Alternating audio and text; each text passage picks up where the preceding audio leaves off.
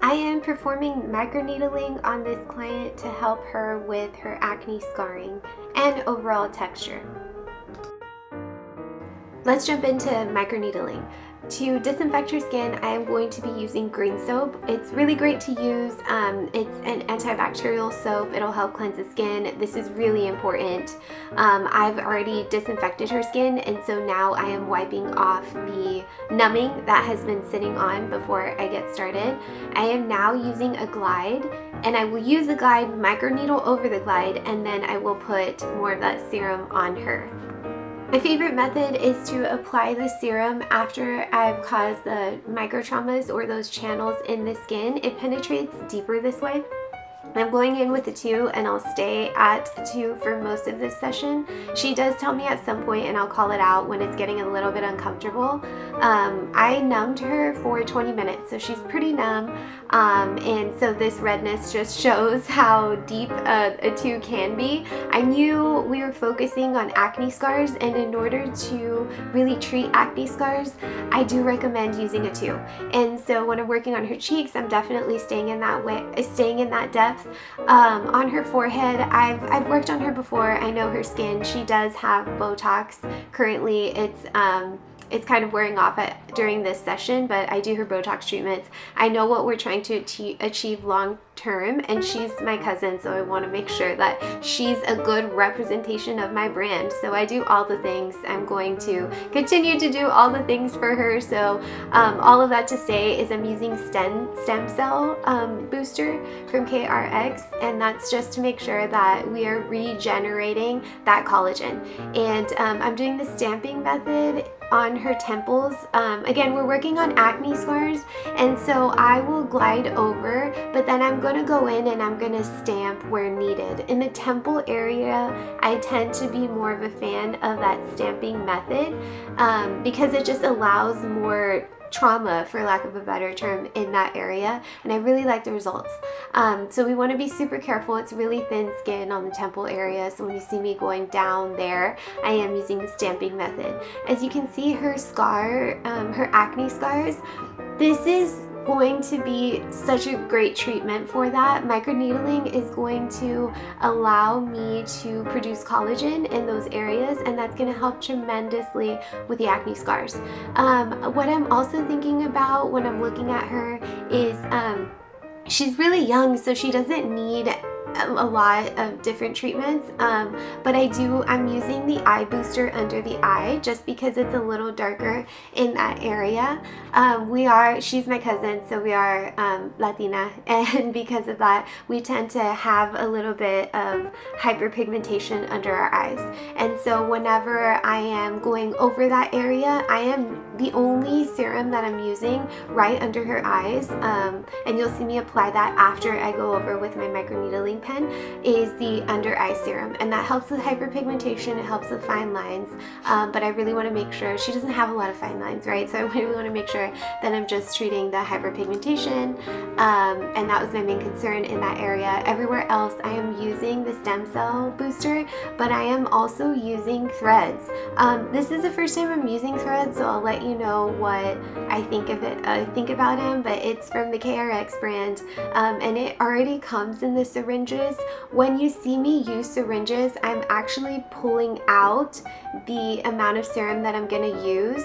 I also do injections, so I have a bunch of syringes, so I'm pulling them out and then taking off the tip of the syringe. And I used around 1.5 of all of the stem cell booster, and then like I said, the thread comes in its own syringe, so I'm using that. And then I used around 0.2 of the under eye serum, and that's how much I pulled, and that's only because it's such a small area. Now in this cheek area, you're going to see that I'm doing a bit of gliding, and then I'm going to do a little bit of stamping. This is fast forwarded, of course. I feel like that's obvious, but I'm moving really slow, and I'm focusing a lot in the areas where I really want to help the acne scars. She has a beautiful complexion, so I'm not using the brightening serum this session. I might next time I see her, and she has her next appointment scheduled in 4 weeks, where I will be doing neck nano, and then I will also be touching up her Botox. So I need to be really careful. We're not going to be able to do this much trauma when I see her in 4 weeks. So I want to make sure that I'm going to see really good results when I see her back. There is an acne serum, but as you see, she doesn't have a lot of active acne. It's just from when she was a teenager. If she did have any acne, I would use the acne serum, but I will say whenever I use it, it draws out acne. So I like to use it for cystic acne. We want to draw that out and make sure that it heals correctly, and so that's the only time I'm using the acne serum. I am holding the skin taut, and I do have a glide that I applied. I'm using the Derma Method gel as my glide, as recommended by KRX. I love this as a glide. I'm not applying a lot because I want to make sure that her skin is only absorbing the serum. And there I'm applying a little bit under the eye, again of the under eye serum. What it feels like after microneedling is it's going to feel like a severe sunburn, and it will feel like that day 1, day 2 when they wake up. They might have a little bit of flaking as well as that sunburn feel. Totally normal. We are causing trauma on the skin, and that is where we see the results. That's when we see collagen production. It doesn't have to be, I've seen some microneedling videos and they're bleeding all over the place and it's red and they're super puffy. We don't have to go deeper than a 2, y'all, to see results. So I don't know what in the world some people are thinking. But again, she's my relative. Usually I'm a lot more conservative with my treatments and I don't cause this much redness, but she did have a little bit of bleeding in her forehead and temple area. As far as aftercare, I am sending them home with a cleanser that they can use at night and in the morning, and I have them use that for the first 5 days. And then I also send them home with an ointment. I really think the ointment is important in the healing process because I don't want the skin to feel dry and start flaking more than it should. I want to make sure that the healing process is smooth. So again, cleansing at night and in the morning for the first 5 days, 10 days if they really want to be careful, and then applying the ointment. They can't submerge their face in large bodies of water because on a microscopic level there are tiny holes that we created in their face, and so submerging their face or having any exposure to bacteria can cause an infection. And then the ointment that we're sending them home with is really like a protective barrier as well as moisturizing the skin and ensuring they heal really nicely. What's really important for microneedling is they avoid sun exposure. I mean, please tell your clients to avoid sun exposure for the first 5 days. So they don't want to have this done if they're spending every day out in the pool during the summer, if they have a vacation coming up. It can lead to scar tissue. It can also lead to hyper or hypopigmentation depending on where they land on the Fitzpatrick scale. So it's really important you communicate that to them. They will continue to see results for microneedling for 3 months. So their body's going to continue to produce collagen and heal. The recommended amount of microneedling session is approximately 3. That can vary client to client. I have seen really good results with 1 treatment, but if you really want to wow your clients, recommend 3.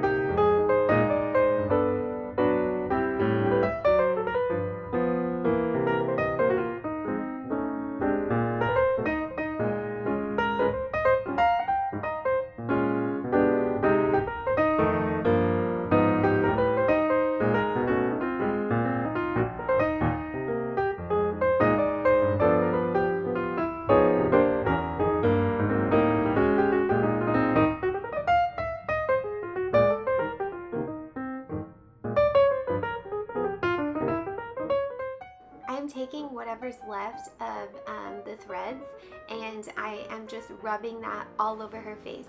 She has a little bit of inflammation, so don't be fooled that her acne scars were cured with one session. That is far from the truth, but the inflammation makes her scars look a little bit better. But again, I'm using the threads and rubbing that all over the treated area. And then now I'm using a mask. And the mask is really important here. She's hilarious. Ignore her faces. The mask is really important here to block in the serums that we've applied on the face. It also helps cool and alleviate that redness and inflammation that we're seeing. She got really red, but again, because I was using a tube for most of the time and I'm causing a ton of trauma on where her acne scars were. So this is just a beautiful way to end the session. You don't want them walking out red, inflamed, all of that good stuff. We want to alleviate some of that tingling or burning sensation. Again, it feels like a sunburn, and so this mask helps tremendously. I will go ahead and let you listen to music for the rest of this video, but let me know if you have any questions in the comments.